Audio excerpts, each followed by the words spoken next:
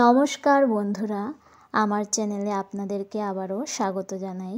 আজ আমি আপনাদেরকে তৈরি করে দেখাবো সুজির হালুয়া রেসিপি। সুজির হালুয়া খুবই কমন এবং সাধারণ একটি রেসিপি। তারপরও যারা নতুন আছেন, যারা সুজির হালুয়া তৈরি করতে কতটুক সুজিতে কতটুক পরিমাণ চিনি জল দিতে হয় জানেন না, তাদের জন্য আমার এই রেসিপিটি। আশা করছি রেসিপিটি আপনাদের ভালো লাগবে। ভিডিওটি শুরু থেকে শেষ পর্যন্ত দেখার জন্য অনুরোধ রইল। চলুন এবার রেসিপিটি শুরু করা যাক। রেসিপিটি তৈরি করার জন্য প্রথমেই আমি গ্যাসের উপর একটি কড়াই বসিয়ে দিলাম। কড়াইটা সামান্য গরম হয়ে যাওয়ার পর আমি এর মধ্যে দিয়ে দেব 3 টেবিল চামচ পরিমাণ ঘি। আপনারা চাইলে সাদা তেলও ব্যবহার করতে পারেন।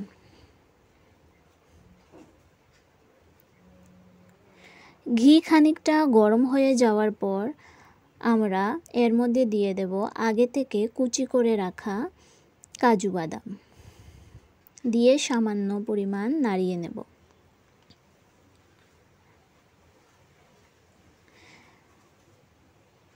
এরপর এর মধ্যে অ্যাড করে নেব আগে থেকে কুচিয়ে রাখা অ্যালমন্ডস। এরপর দিয়ে দেব কিশমিশ, দিয়ে সমস্ত ড্রাই ফ্রুটসগুলি ভালোভাবে ভেজে নেব।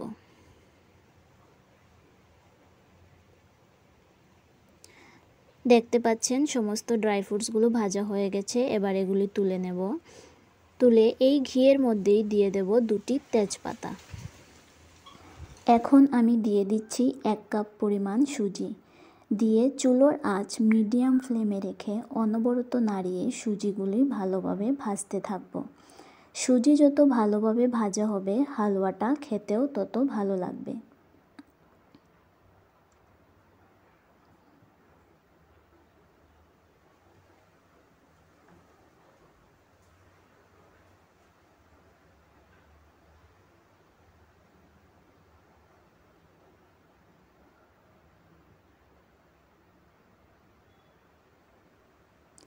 এই পর্যায়ে আমি সুজিতে অ্যাড করব 1 টেবিল চামচ পরিমাণ বেসন। দিয়ে অনবরত নাড়িয়ে সুজি ও বেসন লাল লাল করে আবারও ভালোভাবে ভেজে নেব। সুজিতে বেসন দেওয়ার ফলে হালুয়ার কালারটা খুব সুন্দর আসে এবং স্বাদটাও অনেক গুণ বেড়ে যায়।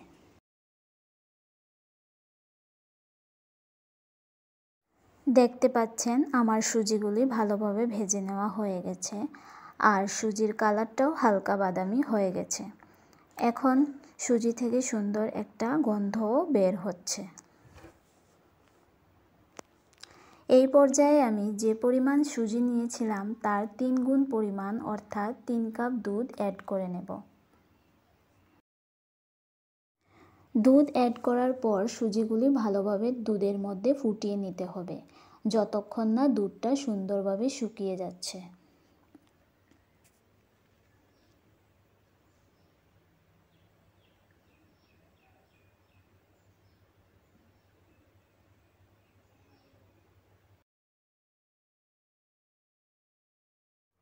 বেশ কিছুক্ষণ পর ফিরে আসলাম। দেখতে পাচ্ছেন বন্ধুরা, সব দুধ প্রায় শুকিয়ে গেছে।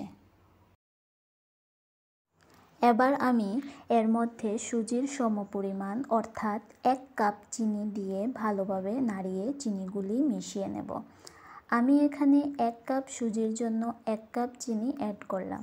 চিনির পরিমাণটা আপনারা নিজেদের পছন্দ অনুযায়ী বাড়িয়ে বা কমিয়ে নিতে পারেন। চিনির দানাগুলো ভালোভাবে মিশে গেলে এবার এতে আমি আগে থেকে ভেজে রাখা সমস্ত ড্রাই ফ্রুটসগুলো দিয়ে ভালোভাবে নাড়িয়ে মিশিয়ে নেব। দেখতেই পাচ্ছেন বন্ধুরা, আমার হালুয়া রেসিপিটি প্রায় তৈরি হয়ে গেছে।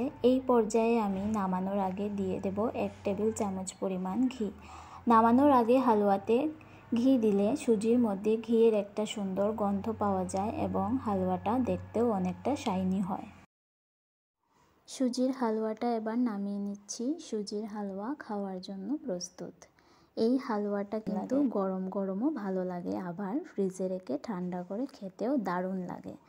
আশা করছি আজকের এই রেসিপিটি আপনাদের ভালো লেগেছে। ভালো লাগলে আপনারা অবশ্যই এটি একবার বাড়িতে ট্রাই করে দেখতে পারেন। রেসিপিটি শেষ পর্যন্ত দেখার জন্য অসংখ্য ধন্যবাদ। সাবস্ক্রাইব করে পাশে থাকবেন। আবারও দেখা হচ্ছে নতুন কোনো রেসিপির সাথে।